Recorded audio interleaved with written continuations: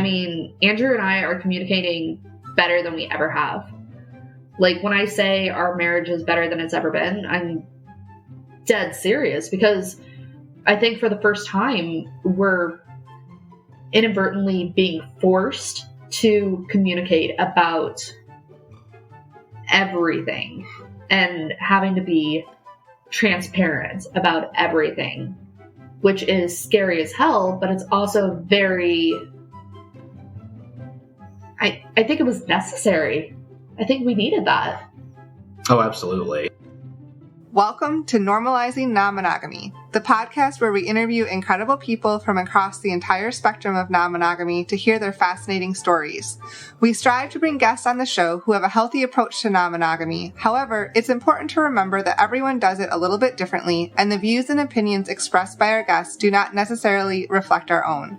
Additionally, we produce this show for entertainment purposes only. Please be aware that we aren't doctors or therapists. Consult a medical professional for anything regarding your health that you might learn about on the show. Enjoy! Well, welcome to episode 258. Take two. We're Finn and Emma, and today we have an interview with Taylor and Andrew. They've been together for quite a long time. However, they just recently opened up their relationship a few months ago. Yeah, this is an amazing conversation, and we have a lot of gratitude for both of these two for coming on and sharing so vulnerably. Yeah, they talk about how their relationship is in the best place it's ever been. Their communication is the best it's ever been. And really, it all kind of points back to them really coming together and being radically honest with each other over some really, really hard things. And I mean, it's mismatched libidos, it's kids, it's just so much in life that I think is very relatable to so many people. And we're just really grateful for them to come on and share with us. So thank you both. Yes, thank you so much. And for anyone who's a premium subscriber, we're going to jump right into the interview now. And for those of you who aren't, wow, you still have time. No, you don't. Here we go. Ooh, you're going to stay tuned for a few announcements. Well, big announcements, exciting ones. You're probably glad you're not a premium subscriber today. First up, if you don't know what a premium subscriber is, you can join for as little as $2 a year, but pay for whatever you would like. It's a great way to support the show, and you get to skip all of these intros at the beginning. But don't worry, you'll still get the quick community announcements at the end. There you go. Thank you in advance. You just left and signed up, and now you're back because you wanted to hear this huge announcement, which is, drumroll, Emma. All right, we got to work on the drum rolls. I wasn't prepared. I know. It's caught off guard. We have moved away from Patreon. However, the community is completely unchanged. All of the same people have migrated over, and we're super, super excited about this. So we started this process a few months ago, but it took a little bit of time, and we're super excited. So the community still exists, but we're on a new platform, and that platform is called Mighty Networks, and it is a platform designed for communities just like ours, and it is a much, much better container and framework to hold what we're building, and we sort of just outgrew Patreon. Yeah, we're super excited about this change. You know, it's a little bit of a pain for everyone, but it's also super exciting. We feel like this is going to be the best thing for us and our community, for all of you moving forward.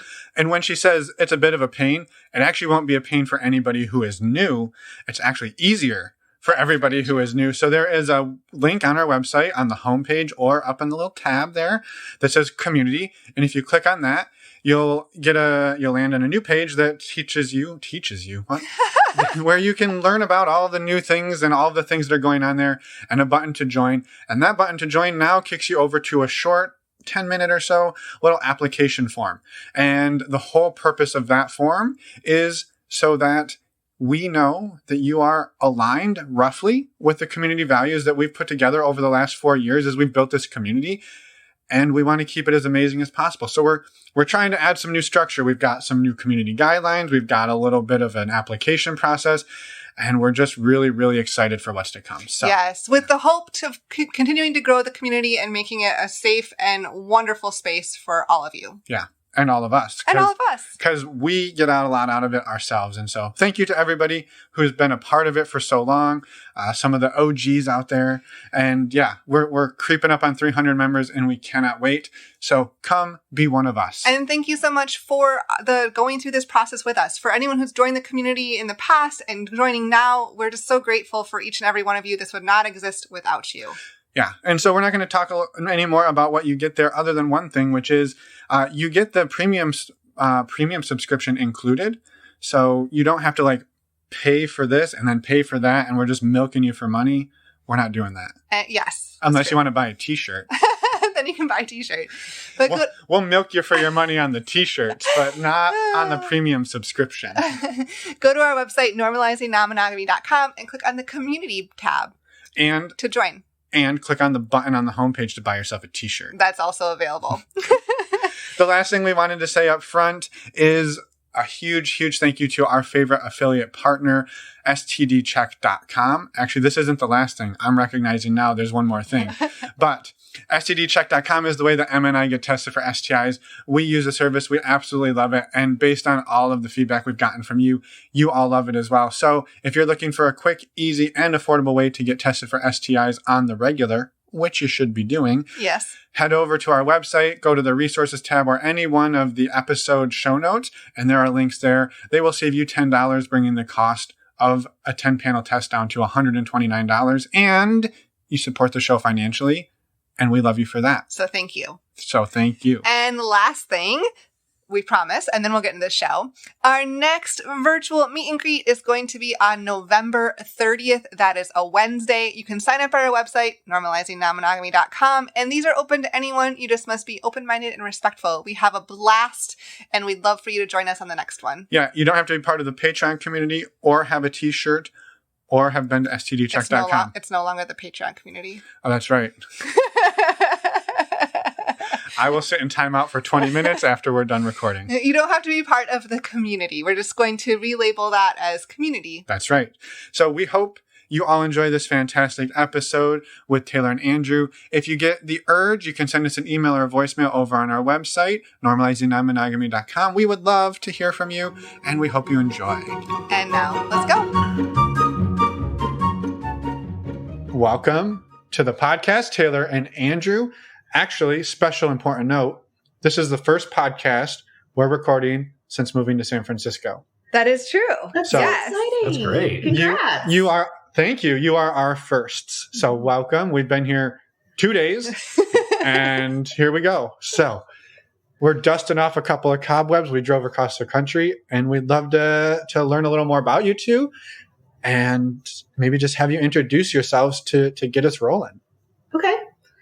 Well, I'm Taylor and my husband, Andrew, and we have been married for 9 years. We've been together for 13.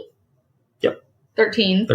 And we are actually pretty new to non-monogamy, polyamory, just since June. So about 3 months. Yep. 3 months-ish. And honestly, I feel like we've had a pretty healthy approach to it. And I mean, I think that our marriage is better than ever now, which is insane to think, given everything. But yeah. Yeah, I would agree. I mean, again, as Taylor mentioned, we are very new to it, but we were pretty meticulous and pretty careful in how we went about it, both in the conversations that led up to it and some other steps we took. And so, I mean, if there is a right or generally right way to do it, I mean, I think we have done some things right, but again, we are still pretty new to it. Yeah. Mm-hmm. Yeah. Yeah. I would say like, if it feels good to you, that's the right way to do it. But that's my own 2 cents. There is no right way. Yeah. but it's each individual. Yeah. So over the last 13 years, what did your relationship look like leading up to, let's say, June? Well, gosh, that's a long ways back to think. You want me to start? Yeah, you start. So Taylor and I met up in undergrad. I was a sophomore. She was a freshman. So I really robbed the cradle there. And we became friends very quickly, and then we started dating not too terribly long after that. And I would say the rest is history, but that wouldn't make for a very interesting podcast. So both of us came from pretty conservative religious upbringings, households.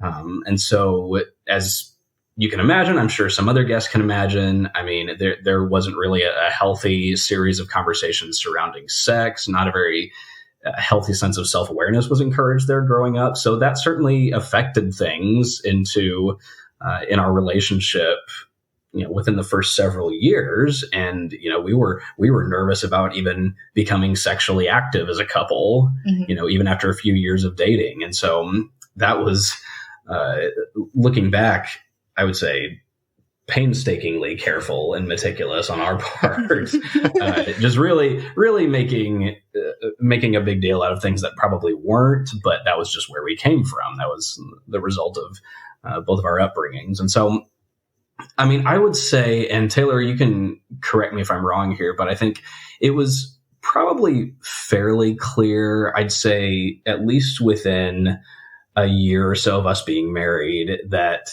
we're probably not what people would call sexually compatible, in terms of really just in terms of our libido. I mean, one of us does not have a soaring libido and the other does. And so we became we became aware of that in at least some sense fairly early on. And we really did try very hard and try many things to try and mitigate that, to compensate for that. So I would say, and I'll have you pick up there if that's all right. Yeah, sure. I would say that's probably sort of the bedrock of kind of where our relationship came from. I mean, everything has always been awesome. It's always been great. We did spend, I would say, within a year of us being married, we did start seeing a therapist for some other issues that were unresolved. But that was a very, very good investment. Other issues we didn't even realize we had. Right. We didn't really explore our sex lives all that much in I would say the better part of 2 years in therapy in that first go around. Is that fair to say? Yeah. And I think part of it was that we hadn't realized how so many other intrinsic factors were influencing our sex life. I mean, it was like, okay, we started going to therapy because we wanted to improve that aspect. Turns out that's just the tip of the iceberg, and all of these other issues were actually contributing to our relationship as a whole. So we go through therapy off and on for a few years. Everything's awesome. Eventually we relocated, and by this point we'd been married 7 years-ish. 6 or 7 years. 6 or 7 years. Yeah. Shortly after we moved up here, we actually decided to start our family. We'd been married for a handful of years. We both had our careers settled and bought a house. We were like, okay, this is next on the checklist. So we started our family. We had our lovely little kiddo, our cantankerous little son, back in 2020, right at the beginning of the pandemic. Awesome. Yeah. Super great. Welcome to the world. Right. Yeah. Welcome to the shit show. So we had our son, and then that's where our lives went. That's literally what our focus was on nonstop, which, it should have been. I mean, definitely. But fast forward a couple years, and Mama starts having a little bit of a self-identity crisis, realizing, okay, my kid is about to be 2. And for the past 2 years, I have been doing nothing but devoting all of who I am to being a mom. And I have no idea who the hell I am anymore. Shit, why am I getting emotional? Jesus. It's okay. It's okay. Yeah, it's totally fine. Yeah. I had no clue who I was. And I knew a few things. I knew I'm not feeling sexually fulfilled. I'm not feeling fulfilled in my marriage. I'm starting to resent my husband and my son. And I just don't know who I am as a person at all. And so I decided I wanted to kind of rededicate myself to myself. And so I told Andrew, I said, I am feeling really, really lost. I want to really focus on my mental health, my sexual health, all of those different facets that I wasn't feeling fulfilled in. So in my own therapy journey, my therapist and I were talking and trying to figure out, okay, what can we do to, let's start with the mental health. Okay, get that taken care of. Let's move on to sexual health. And that kind of brought me to the world of erotic audio, which I didn't even know existed, which I didn't even know was such a huge platform specifically for women, which was eye-opening. And then that kind of opened my eyes to, okay, I am finding that I like stuff I had no clue I liked. And then also finding that I am feeling differently about monogamy and about my relationships than I even knew was a possibility. And then in that kind of started the wheels turning a little bit, got me thinking about it. And that was when I started researching and looking into non-monogamy podcast and Instagram pages and TikToks and things like that, just to kind of get a feel for, okay, what does this actually mean? What does this look like? And the more and more I was looking at it, it was like, okay, wait, these are just normal people. Like this is just something that everybody's doing, apparently, just nobody's talking about. So I think that was kind of the catalyst for us having the conversation. And I think part of it too, for me, was I'm a nurse. And so I've seen people at every stage of their life. And when I was kind of thinking about this whole polyamory, non-monogamy thing, one thing that stuck out in my head was, okay, old people on their deathbeds. This is going to get really morbid for a second. It's okay. Old people on their deathbeds always say, number one thing, they wish they would have started living sooner. They wish that they would have not waited to live. My twisted nurse brain realizes, wait a second, the highest rates of STDs are in nursing homes. So I'm putting two and two together, realizing, okay, so old people are already aware of this. They're already living their best life. Why should I be waiting until I'm in a nursing home, not knowing who my husband is and slamming around 5 different dudes? Like, that's a really crass way of putting it, but yeah. We gotta have aspirations, so I love it. Exactly. So that was kind of something that I got to thinking about in terms of, rationalizing, I guess. And so we started having the conversation. I said, I'm feeling like this might be something worth looking into, and here's why. And we both started doing our research. We both agreed, okay, hands down, we have no idea what the hell we're doing, so we're going to need some help. And so that kind of circle back, we knew therapy had worked for us before.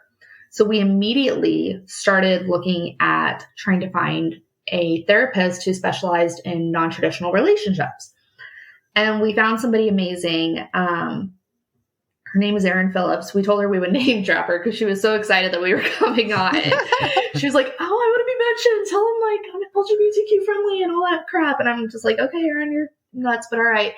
Yes. And just a side note, if you want to send us her website, we'll put it in the show notes. Oh, absolutely. Wonderful. Yeah. She would love that. Sure. Yeah. But she really helped us with just from the get-go kind of realizing, okay, why are we looking into this and how can we do this successfully? Because everything that we had seen research-wise and everything we were reading said this can either be done really, really well and really be beneficial to your marriage, or it could be done really, really poorly.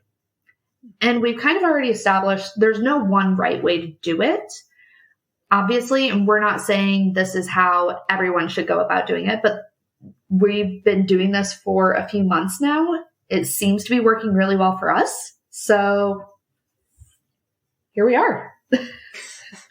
I love it. And thank you for all of that background. Best intro we've ever had on the show. So thank you for that. No, that was amazing. I mean, I love it. Mm-hmm. Yeah. And I love your transparency too in the, like, it's very relatable. It's life. It's things that happen. And so thank you for sharing all of that. And, you know, so you said about 3 months ago, did you just start with Erin in therapy just 3 months ago then, or has it been a little longer than that? No, we had just started seeing her a few months ago. We had kind of decided between the two of us that we were okay starting to talk to other people, but we agreed we weren't going to start seeing anybody until after we had seen her. I see. And that was just kind of an established thing. We said, okay, we don't know what we're doing, so let's get her, see if there's some kind of template that we can follow for how to navigate this. I think the first time we actually saw her, I specifically asked her if there was like a worksheet we could fill out or something. Figuring this out. If there were, that'd be super handy, I'm sure. Yeah, trademark. Yeah, right. Well, and Taylor's always been, and this is 100% true, Taylor's always been more courageous and more creative than I think I have been. And so she definitely initiated the discussion. I probably wouldn't have, only because I mean, several years ago, I had a friend from college who had tried polyamory, and I didn't completely know why it didn't work out well for them, but it didn't. And it was very public and very difficult for them. And so just with that one anecdotal example in mind, I might not have even seriously considered E&M. But again, Taylor is more courageous and more creative than me. And so she initiated the discussion. I think what made me more willing to consider it is, as we discussed it, it became pretty clear that, you know, this could make certainly one, if not both of us, much more happy in that sort of fundamental dimension of our lives and of our relationship. And so that has really carried us through some more difficult early experiences, knowing that this arrangement makes each other happier. And again, as we've well established, there are many right ways of going about this, certainly. But I think if the decision to adopt an E&M sort of dynamic in your relationship, if it's as long as it's rooted in your earnest desire for the happiness of your partner, you may not be able to screw that up. Yeah. I love that. And I like Emma said, like appreciating the vulnerability and the transparency. I think when I said best intro ever, like you answered about 15 questions I had, and you would start talking like, oh, I've got a question. And then you would answer it. So you made it amazingly easy to do that intro for us. So thank you. I did have a couple of questions to circle back, and then maybe we can come back to where we are. You alluded to the fact that it was almost possibly a few years before you two did anything sexual together. You don't have to go into super graphic details, but I think there's definitely somebody listening who is in a similar boat, or maybe is currently in that 4-year gap of like afraid to do something. And we get emails from these people, and so we know that they're out there. So if you could talk a little bit about like that journey, and then like, I don't know how you kind of came out of it, because the super strong religious background is also, I have this theory that if you want your kids to end up non-monogamous, you push them into religion. Now that's my own opinion, but it seems we have a lot of evidence. So I think you're onto something. It holds up, yeah. I really think you're onto something. I mean, me, just for context, for anybody that's listening who may be in a similar situation, my father was a Southern Baptist pastor, and we were like very conservative Southern Baptists growing up, and to the point where, and this is not an exaggeration, the word sex was actually a bad word in our home. It was a word you did not say out loud. And so my first authentic encounter with anything, any topic under the umbrella of sex, and certainly intercourse and, everything related, was when I was about 13 or 14. We went through a course that I can't recall which organization created the program and sponsors it, but something called the True Love Waits program. Does that ring a bell? It sounds like something I don't want any part of, but I can see where it's going, and yeah, I get it. Yeah. And so in a nutshell, and this is not something that'll be stated in any of the course materials, but this is the idea in a nutshell, that you're taught that at some point between adolescence and a monogamous heterosexual marriage, that Satan is going to try and destroy you by way of your innate sexual impulses. Mm-hmm. And so, whereas that time period and, feeling and coming to grips with those impulses is already terrifying and disorienting enough for a teenager, if you think the devil equals sex and sex urges, that certainly doesn't help. And so, that led to some very destructive behaviors for me. And I maybe should have mentioned this earlier on. I mean, one thing I am getting out of our adopting the E&M dynamic into our relationship, the fact that I do have and have had a kind of odd sexual fetish. I've been consciously aware of it since I was maybe 5 or 6, so very, very young.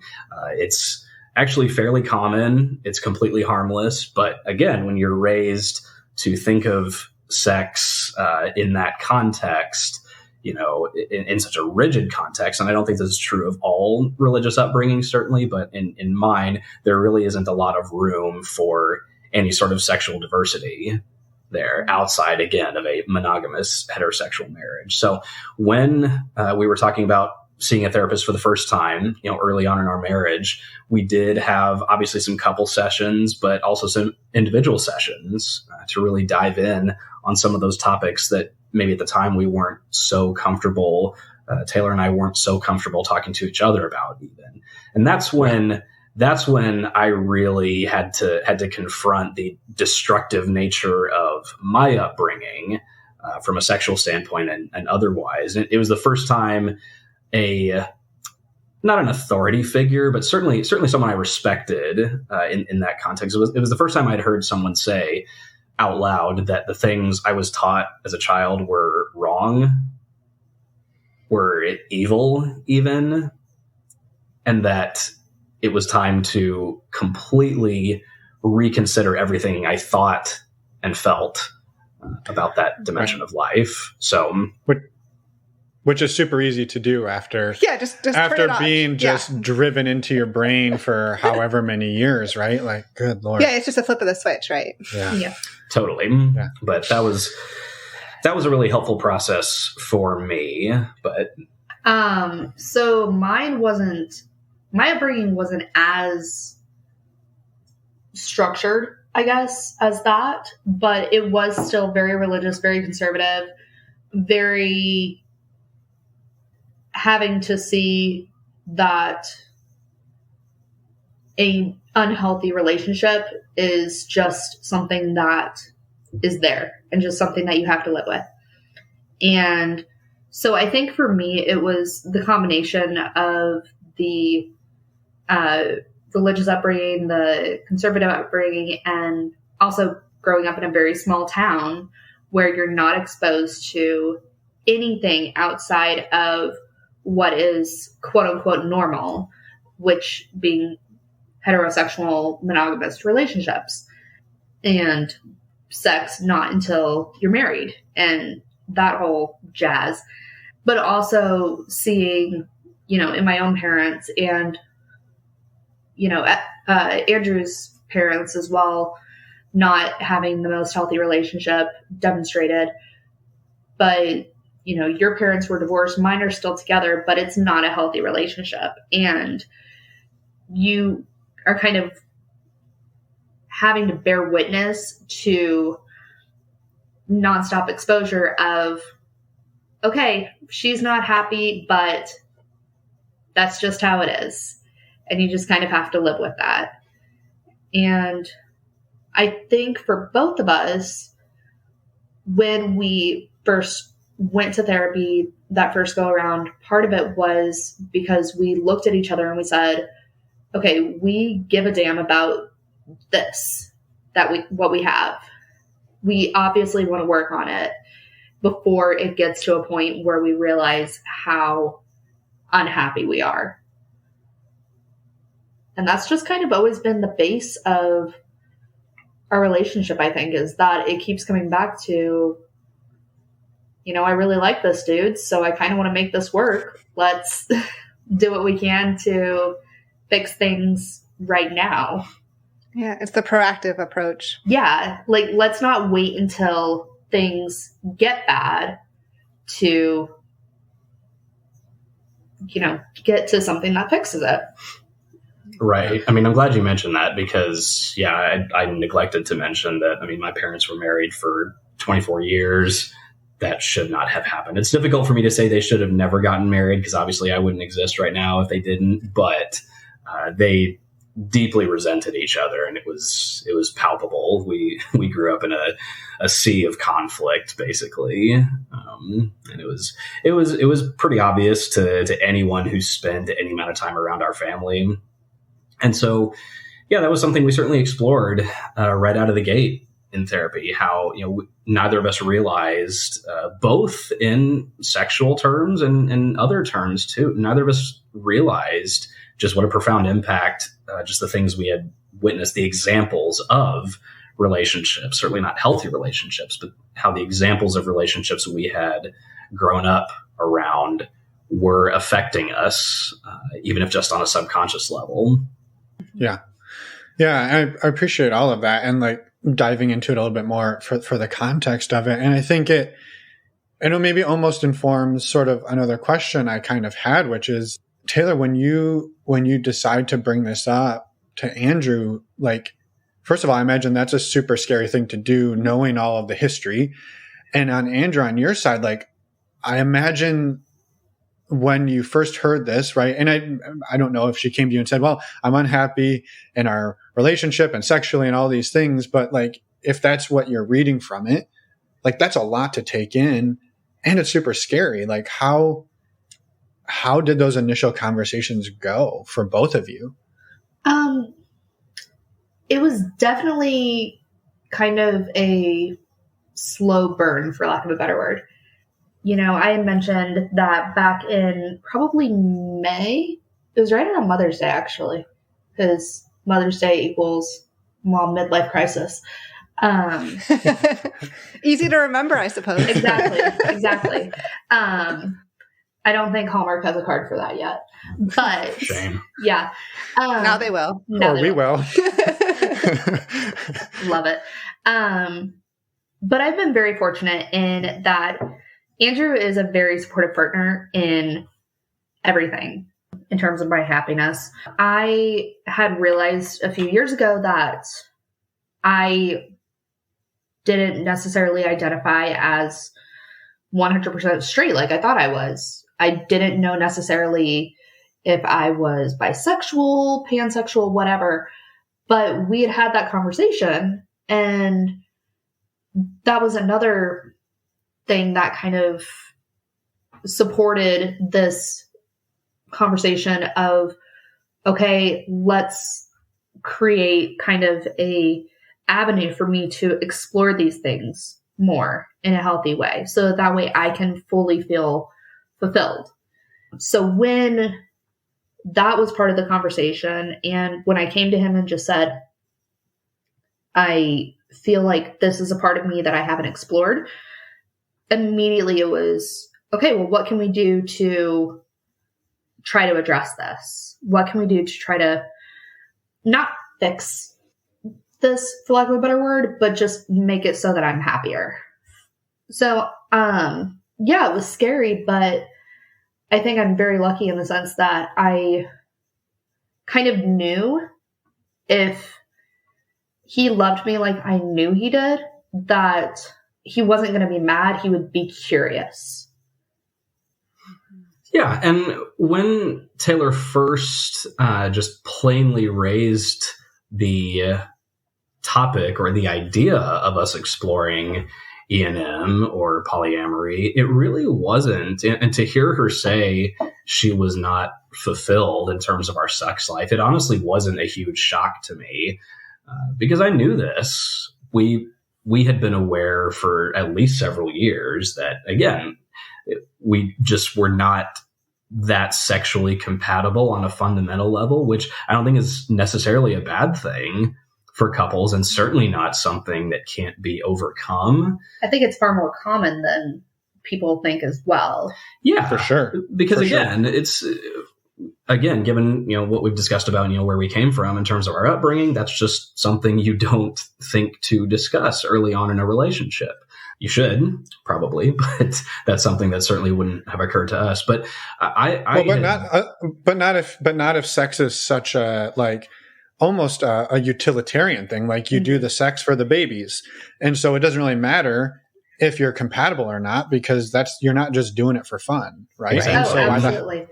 And yeah. I think even building on top of that, the idea of it being pleasurable, it's completely just, like you said, 100% function, and having the exposure to, okay, as a woman, I just have to be unhappy at his, whatever is going to work best for Andrew. And in every aspect of my life, including sex. And that's just not true. Yeah. Yeah. Well, and I would venture to guess on the flip side, and I think this is what people don't recognize is two people make a sacrifice when there's a mismatch. One person saying, I guess I don't get it enough. And the other person's kind of saying, I guess I have to do it more. And you're trying to then meet in the middle, and neither person is really getting what they actually want out of it. Yeah. Oh, absolutely. Yeah.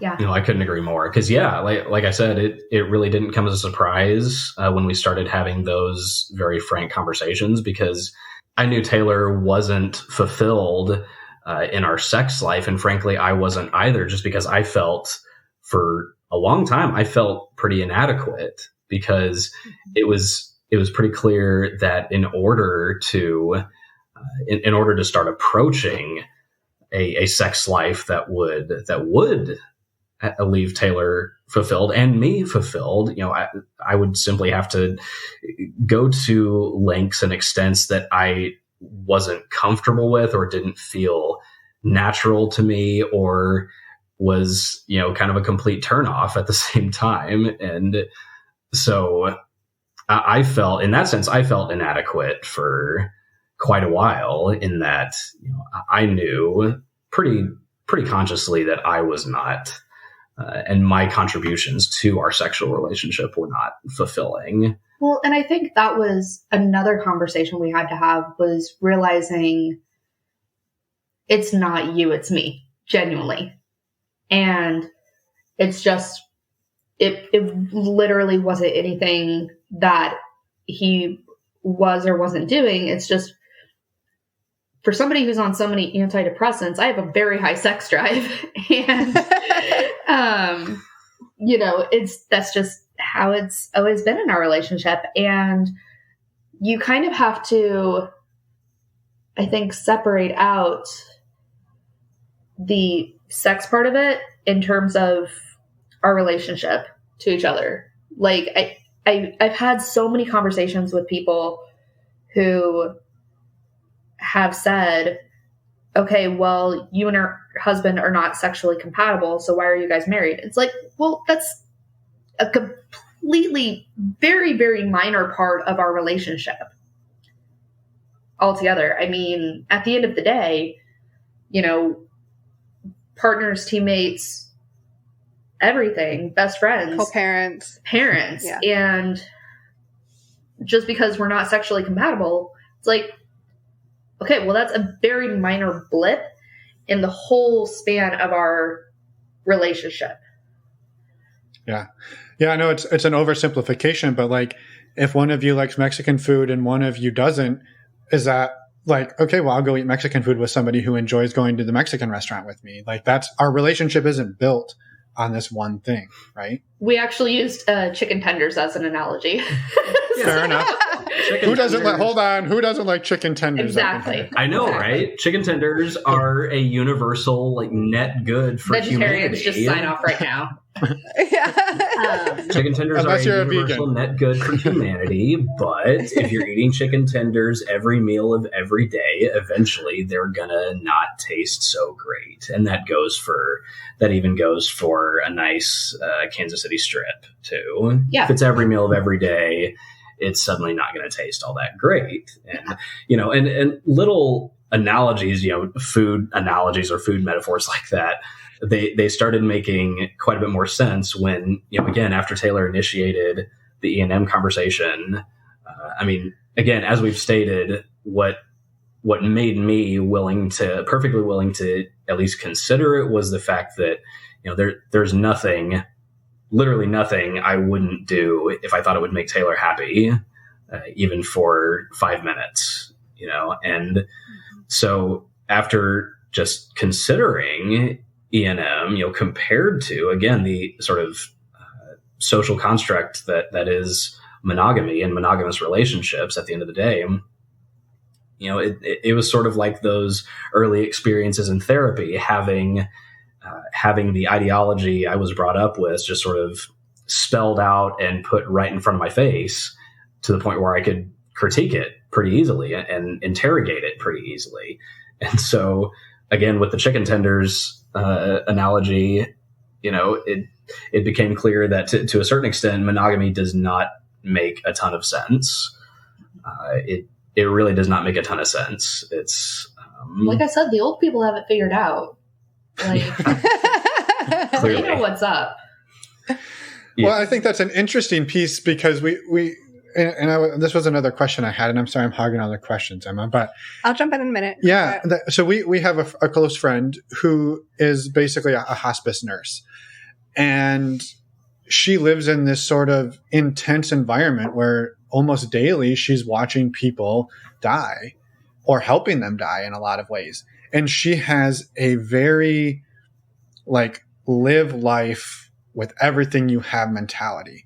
And her partner doesn't go to work in that environment. So it's a lot more chill. And there's a bit of a disparity there. And so I can see how when you show up every day living in that mentality, but your partner doesn't have those same experiences, like that urge to live maybe doesn't get drummed up in Andrew the same way. Oh, absolutely. Yeah, no, I think that's 100% accurate. And yeah, I mean, you see those things all the time, and it does just kind of light a fire under your ass of, okay, I'm not happy. Do I want to wait until I'm, old, decrepit, and finally decide to start giving a damn to try to make myself happy? Right. Exactly. I mean, it was one of those things, when we first reached out, we reached out to our first therapist. That was, what sort of, I know that's what drove me. I think that's what drove us is, again, coming from the home situation that we did, knowing that whatever happened, we didn't want to just draw it out needlessly and suffer needlessly, that if there was a way to functionally address the issues, that we were going to do it. We were going to try it. And, but it's one of those things that, given the prevalence of monogamy and how firm of a social construct it is, I think in just the popular imagination, I certainly wouldn't have even considered E&M and polyamory as an option. But like I said, I didn't even realize how normal of a thing this is.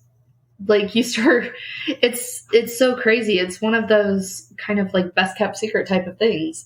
And I mean, the more and more we started researching it and looking at actual couples, especially, thanks to social media and things like that, it was like, okay, I mean, these people are really happy. This is working for them. And they're saying it improved their life. I mean, what have we got to lose? Yeah. Did you have more? I've got lots of questions. This is amazing, and I'm just like overflowing with them. But I'm gonna share. I feel like we keep drifting away from your questions, so I'm very sorry about that. We talk a lot. It's perfect. It's this has been an amazingly powerful conversation. I'm sitting here. Our questions are a guideline. You can take them however you want. They're mostly guidelines. Be careful what you wish for. Right. Yeah, I guess I'm curious. Where are you two at right now in your explorations? Yeah. So, Andrew has a person that he's been talking to. You haven't really explored much in person at all or anything like that at this point. Outside of phone calls, and this is someone that shares, again, that sort of off the wall fetish of mine. So, I mean, they live clear across the country, so meeting up in person may not be the most practical thing right now, but we chat on Skype and we take phone calls maybe every other week. And that's been really fun and really liberating, honestly. I know it's not the type of sexual exploration that everybody would find exciting, but for me, it really has been enjoyable, and we'll see where it leads from there. Yeah. I love it. Yeah. And since I was the one who brought up the conversation at first, I think I was a little more eager to, okay, got to go meet all of the people. And so I had gone on a few dates, and one of them, we went out just thinking, okay, yeah, we're clicking, on text or whatever. We've got a lot of the same interest. Most of our conversations were revolving around Star Wars. And so, okay, solid. And so we ended up meeting up and actually started dating very soon after that date. And now I'm in a full-on relationship with this other person, and it escalated very quickly over the course of about a month, actually. It escalated very quickly into something that neither me or this other person were anticipating it escalating into, which was full on, love and an actual relationship, which I don't think I got into this looking for by any means, but it just clicked. It worked. And now me and this other guy are really, really happy. And he's actually met Andrew, and I've made it very intentional. I want this to be more, I guess the term is kitchen table poly, essentially. And they're both comfortable around each other. And I mean, when we had COVID a few weeks ago, he even brought over a little, basket of soup and crackers and Pedialyte and all that kind of stuff for us. And so it's really beautiful. And honestly, I mean, Andrew and I are communicating better than we ever have. Like, when I say our marriage is better than it's ever been, I'm dead serious, because I think for the first time, we're inadvertently being forced to communicate about everything and having to be transparent about everything, which is scary as hell, but it's also very, I think it was necessary. I think we needed that. Oh, absolutely. I mean, first of all, yes, the other guy in this relationship now, I mean, I didn't have many requirements for other guys other than they treat you right and they make you happy. Mm-hmm. This person meets both those criteria in spades. And so, but like Taylor mentioned, we've all sat down, we've had some drinks, we've gotten to know each other a little bit, which I think is, from a practical standpoint, I thought would just be helpful if, certainly if they wanted to make their relationship something more long-term, something more consistent, and when I say from a practical standpoint, I mean, if I should need to get a hold of him, if they're together, I just wanted, and by the same token, I wanted him to feel comfortable reaching out to me, asking me, and not I think even my rationale was like, okay, if I ever end up in the ER for some random accident that I'm in because I'm so accident prone, I want them to be able to communicate with each other and both be there for me.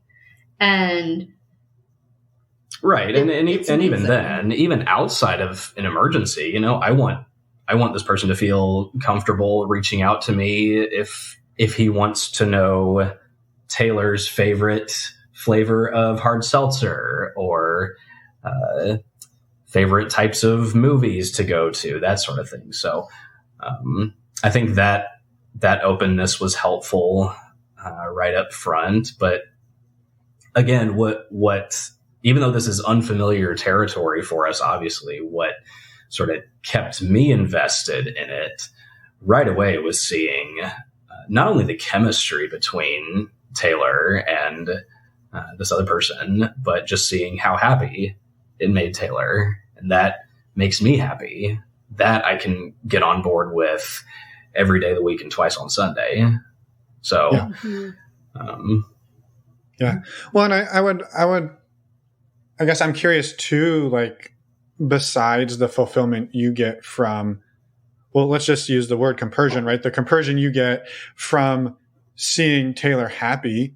It also sounds like you found for the first time in your life a potential partner who shares an interest, your fetish, your sexual interest that perhaps hasn't really been up Taylor's alley, and now you're also kind of getting something that works for you, or maybe opens up that opportunity that maybe hasn't been there in the past. I think that's absolutely true. And by the same token, I mean, seeing him be able to be more fulfilled by having these conversations that he's just not naturally comfortable having with me, it's very rewarding for me.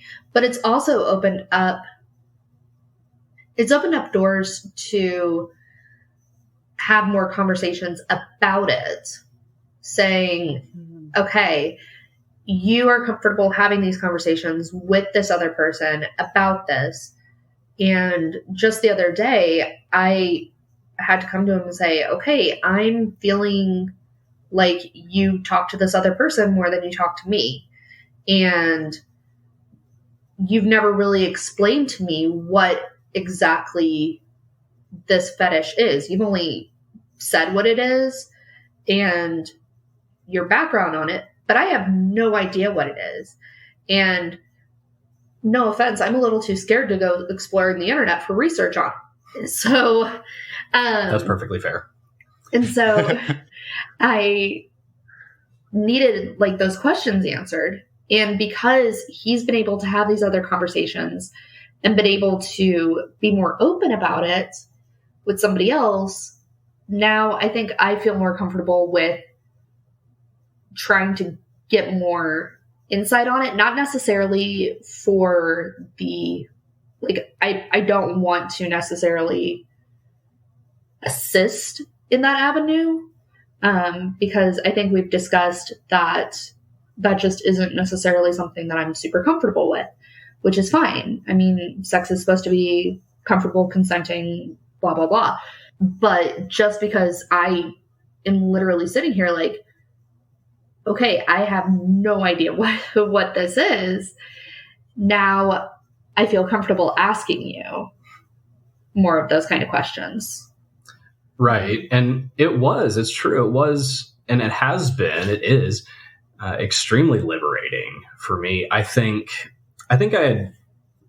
I wasn't completely aware of just still my own fears and anxieties surrounding this fetish. Again, it was something that I've been acutely aware of since I was very, very young, 5 or 6. And it's something that for most of my life, on balance, I've been profoundly ashamed of and terrified of, and so I think I'd sort of buried that, after exploring it in a peripheral sense in therapy was helpful, but we didn't really dive into it all that much, and certainly not discuss ways it could come to bear on our marriage, our sex life, and our relationship. So yes, it has been extremely liberating to talk to somebody else who shares those impulses and those feelings. But also, I mean, as Taylor indicated, what's been just as, if not more refreshing and liberating is the fact that suddenly I feel empowered to be more transparent than I've ever been in that regard. It's something, we were transparent about pretty much everything in our lives except that dimension. And so exploring E&M, polyamory, it's really, as Taylor said, it's opened the door to whole new levels of transparency that we really didn't know we needed as a couple. Mm-hmm. Certainly that I didn't know I needed as an individual. But yes, being able to openly share that side of myself with another person that feels the same way feels incredible. It feels extremely liberating. But again, the transparency surrounding that and that broader dimension of our lives is just as, if not more, liberating. Yeah. It's almost like the validation that you got from this other person and gave you the courage to be able to speak more about it too. And all of this has been, forced vulnerability for the two of you, because you have to talk about all of these different things to get through this and to do this, have this change in your relationship. Yeah. I mean, right off the bat, our first session with Erin, our current therapist, I mean, she straight up said, the only way that this is going to work is if you guys are 100% transparent with each other, transparent with anybody else that's involved, any other potential partners, anything like that. That is the only way that this can work. And it's true. I mean, you really are forced to be so open and vulnerable. And yeah, again, it's scary as hell, but it's so worth it, I think. Absolutely. Yeah. I mean, again, providing some fundamental elements are there. Certainly, again, as Erin, as our therapist said, 100% transparency, not 99%, 100% transparency surrounding anything and everything, which, I mean, would probably be a great ethic anyway, outside of E&M and polyamory. That's probably a pretty healthy ethic and dynamic anyway. But again, also just really examining why us or anybody else would want to pursue this dynamic. But as long as it's grounded in your desire for your primary partner's happiness, then that's a pretty good place to start as well. And also maybe not even necessarily thinking of polyamory as a solution to any problem or set of problems in a relationship. If we were thinking of it as a solution to problems, we'd expect every part of it to be sort of a net good, a net positive. without a whole lot of attention from us and a whole lot of, care from us. But it's not a solution. It's an enhancement, really. And, enhancements can go right, or they can go very, very wrong. You can think you're riding around in a Sherman tank when in fact it's a radio flyer wagon. And if you put a rocket launcher on that radio flyer wagon, the neighborhood's going to have questions at the very least. And so, it's more of an enhancement than a solution, probably. Well, and I think for us too, one thing that just kind of came to mind was in terms of it making us happy. It wasn't just a goal for us. We wanted to demonstrate us being happy and having a healthy relationship for our son, because we didn't have that. Absolutely. And, demonstrating to him that it's important to be happy yourself, because you can't make somebody else happy if you're not happy. And, I think that that's definitely been seen in terms of, I'm definitely happier now. Andrew's definitely happier now. And obviously that's going to have some kind of a positive effect on what we're showing our son as, here's an example of an actual healthy relationship. It's not perfect. It's not, traditional by any means, but we're both happy. And that's all we can do. Yeah, absolutely. I mean, that's certainly another thing that brings me joy and brings me happiness in all this. Certainly brings us happiness in all this, is knowing that, providing we keep up the work, we maintain that 100% transparency, and we remain committed to, those fundamental aspects of all of this, that as time goes by, just like Taylor said, we'll be able to model a much healthier relationship for our son than the relationships that we grew up with as models. And I don't think we mean necessarily, sorry, I didn't mean to cut you off. I don't think we necessarily mean showing him hey, you have to see multiple people in order to be happy. No, I mean, if you want to, sure, whatever, but more so actually communicating between the two people, instead of just pushing all of your problems down, which is what we were shown growing up. I want him to see that open communication, that open transparency, having those conversations to better enhance your relationship, yourself, and the other person, that's really what's necessary in a healthy relationship. Mm-hmm. And that commitment to yourself and commitment to your partner is far more important than commitment to any set of ideologies, any social construct, and to really be critical about, the ideas that you're absorbing surrounding relationships, surrounding sex, to really critically examine those, and then from there determine, again, out of that commitment to the self just as much, from there determine, or ask yourself, what makes me happy? What do I want? What do I want for my partner or my eventual partner or partners, for heaven's sakes? Not that we're going to compel our child into polyamory. I guess we could make this like a monastery or something, but but again, that's a rocket launcher on the radio flyer thing. The neighborhood's going to have questions, but again, certainly modeling a different and certainly healthier ethic. I don't think that's too ahead of the game to say, modeling a healthier ethic, and hopefully getting him started off in a place better than what we started off in. I don't know if you can ask for much better as parents, perhaps. Yeah. Mm-hmm.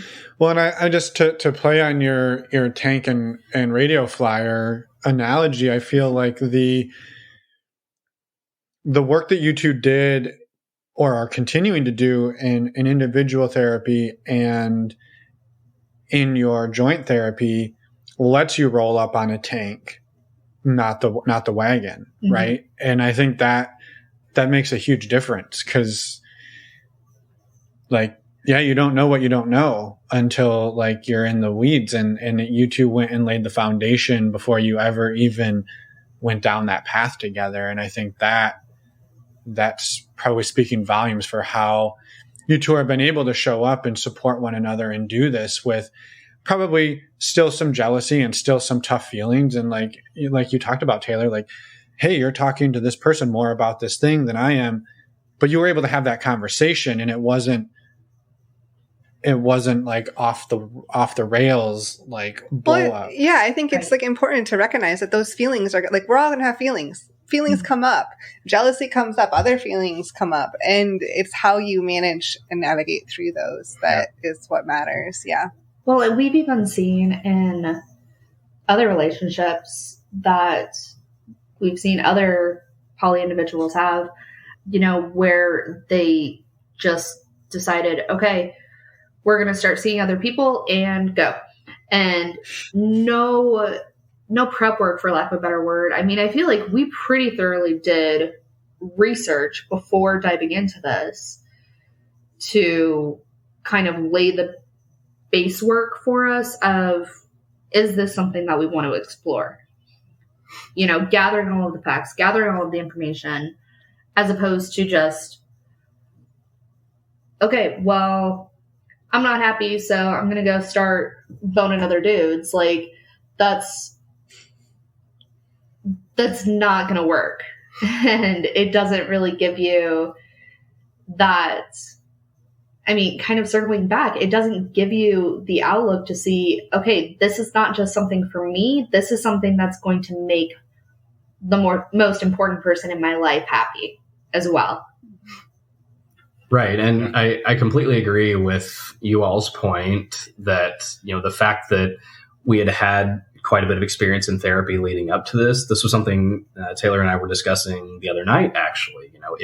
If we hadn't been through those couple of years of therapy, it really deconstructing the environments and the examples we were brought up with, where would we be today? And where would we be today, plus polyamory, plus E&M. Plus a kid. I mean, certainly it wouldn't look very pretty, but, without getting those things in order and without establishing that sort of toolkit for communicating with each other, and certainly it's something, and I think any couple knows this, certainly it's something we still have to work at all the time and something we have to check ourselves on all the time. It's, but had we not been through those experiences and then tried to incorporate E&M into our relationship, it would not have been good. It would not have been good at all, because you're absolutely right that, regardless of how careful and how meticulous you are leading up to the decision to adopt E&M, there's going to be jealousies. There's going to be conflicts that come up. And, certainly a couple wouldn't have to go through 2 years of therapy ahead of it to prep for something like this, but certainly making sure you have a healthy mode of communicating with each other, that you feel comfortable communicating those things with each other is certainly helpful. And so, but one thing I want to point out, I don't want it, because I feel like how you're coming across right now, I don't want it to seem like we're saying that if you don't do the prep work, if you don't lay this groundwork, that you're going to fail. Definitely not. That's not it at all. I mean, we've established there's multiple ways of doing quote unquote the right thing. This is just the way that's worked for you. This just worked for us. We're both, let me rephrase that. I'm very much a prepper in terms of that kind of thing. And I needed to do my research. I needed to do my work to figure out, okay, is this going to work? Is this going to be a potential additive to our relationship that is going to make us better? Yeah. Well, I appreciate you saying that, because actually that was something I was going to jump in and say, which is the way that you two did it allows you to show up on the tank rather than the wagon. But I think for anybody who's listening that maybe is like, well, we were thinking about getting into this. but now we can't because we need to go and do a couple of years. Like, it worked for you, and I think it's a fantastic approach. I wanted to offer the counterpoint, and this, to your point of like, there is no right way. There are probably some wrong ways, but there is no right way. But back on episode 245, another fantastic conversation we had with Caitlin and Julian, and links will be in the show notes to this episode. He brought home the ethical slut. Like, he saw Dossie Easton speak at school, brought home the book, they read it, and they literally like closed the book and were like, well, I guess we're poly now. And they just turned it on one day. And that was almost a decade ago. And has there been a lot of hard bumps along the way? Oh yeah, but they're still doing it, and they're still working through it. And it's a beautiful journey. And so, well, and I just want to chime in really quick and say, like, also another flip side, we've heard people research and research and research and research for years and years and years before ever taking a step in, which is another approach. So yeah, I think it's just amazing to hear how you two have done it and how that contrasts with how other people have done it. And just like you said, there is no right way. Like, we're just doing what works best for us, and your situation is your situation, and it's a beautiful story. And I'm grateful that you came on and shared it with us. So thank you. Well, and I do want to say, like, thank you for sharing the whole, like, the piece around, getting help, looking for help, reaching out to a therapist, because that's such a, there can be societal shame around that. And there definitely is not. Like, there's no shame in finding help. And, you might take you a couple of tries to find the right person to help you. And you have to be patient with that process sometimes. But once you do, like, to have that guidance, have that outside perspective, and just a place that you can have these conversations with someone that, understands and gets it and can help you is super powerful. So I think that's just a really important piece. I appreciate you sharing. Well, and I think also, oh, go ahead. Oh, sorry. I was just going to say, I think another thing that goes into going into therapy, very, very quickly, you have to realize that you are not going to feel good when you go to therapy. And I feel like the sign of a good therapist, the sign of a good therapist is somebody who will call you out on your BS and will point out, okay, hold on, you're saying this right now. And like, I'll never forget one of the most profound things, like, I think it was our second conversation with Aaron, I was feeling super guilty because I had slept with a dude after, like, on a first date. It was a terrible first date. And then told the guy I didn't want to see him again. And I'm sitting there in therapy the next day with Andrew and Aaron, and I'm feeling awful about this. And she said, Taylor, why are you slut shaming yourself right now? And it's like, oh my God, that's exactly what I'm doing. And it's like, I wouldn't have thought about it that way, but it's like, I needed somebody to point out, like, no, you're being a jerk to yourself right now. This is exactly what you're doing. Like, why are you slut shaming? I wouldn't do that to anybody else. So why am I doing it to myself?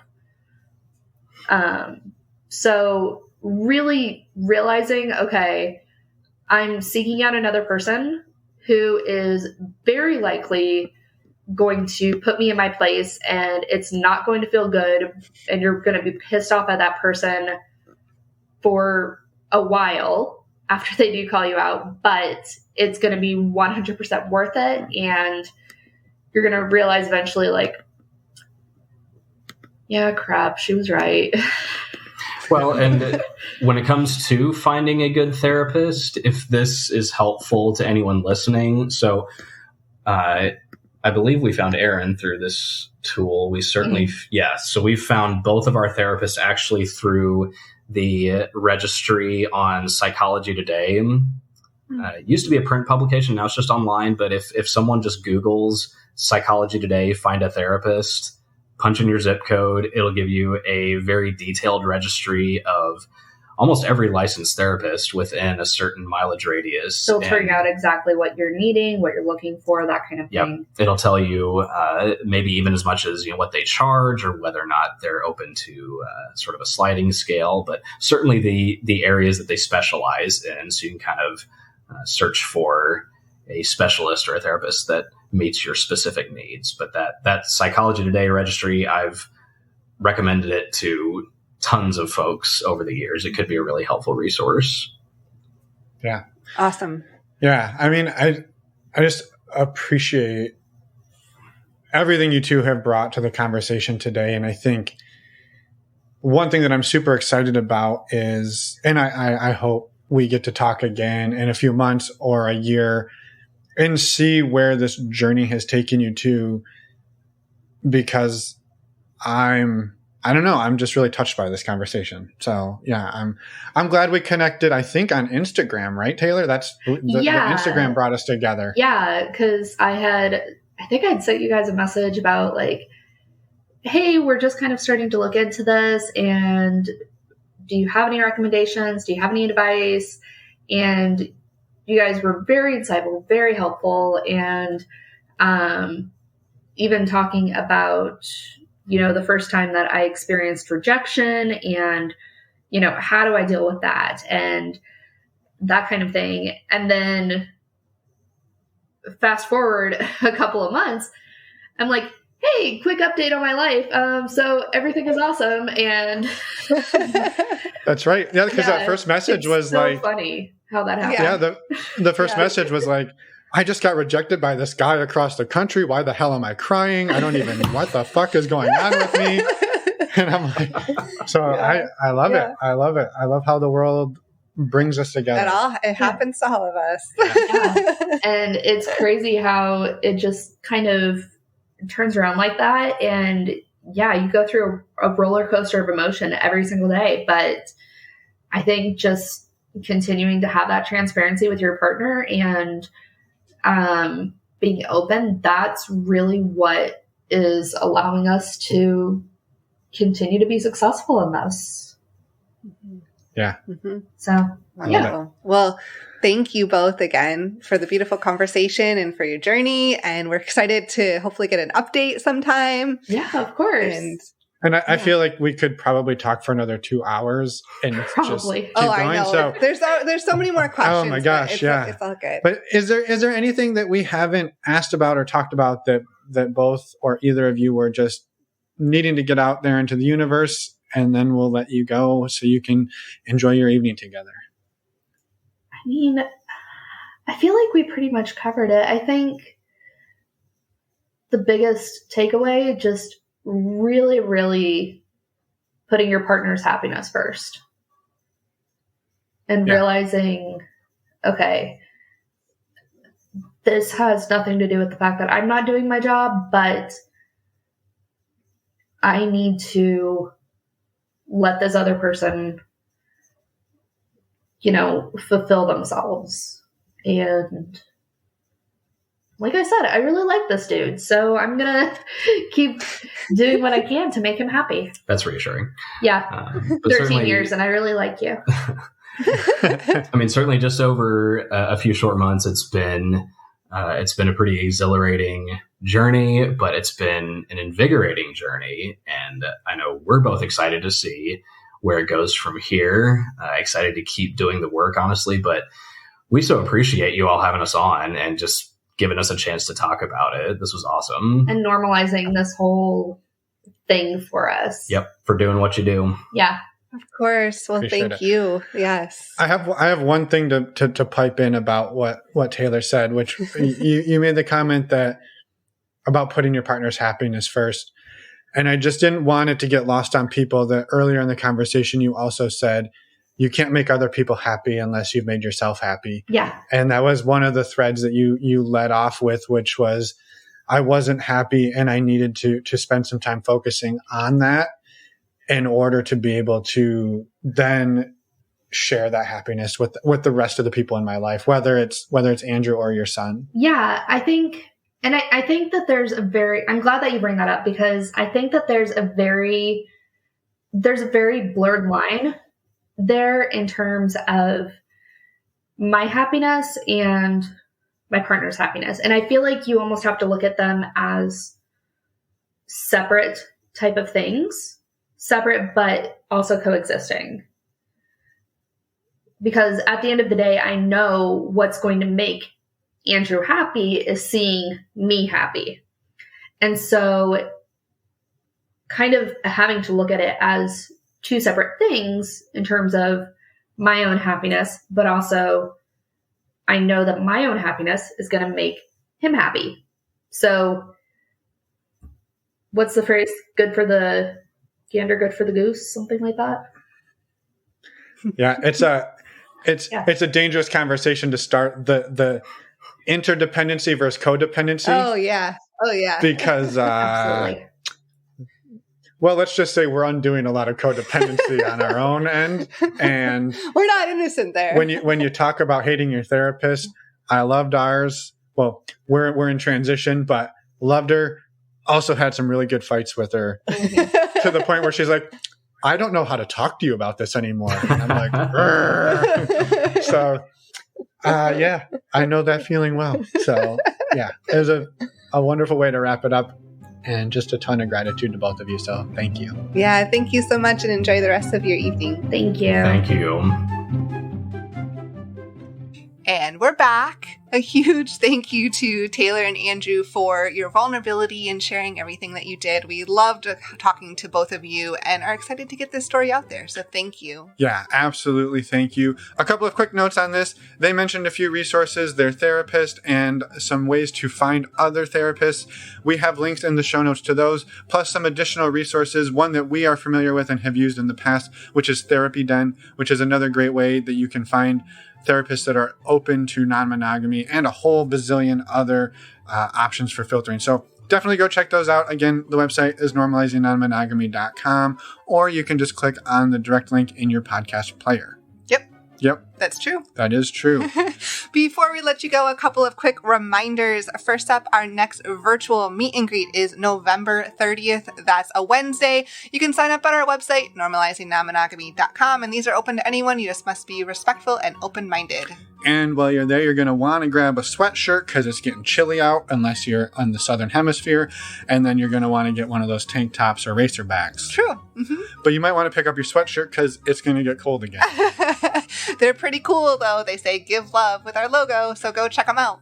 And next week, we've got a fantastic conversation, interview, whatever you want to call it. We weren't going to let you down. No, of course. There's another one. With Ariel. It's fantastic. We're going all the way to Hawaii. And woohoo! I reckon it's beautiful there pretty much all the time. So we didn't actually get to go to Hawaii. That's true. Someday. If we get another 75,000 community members, we'll be able to fly. We'll be able to fly to Hawaii for our interviews. Yeah. How amazing would that be? Yeah. So go sign up. Anyway, we will see everybody next week for that. And until then, we hope you have a fantastic rest of your week and weekend. Bye, everyone. Thanks for listening. You cut me off. I did. But it's perfect.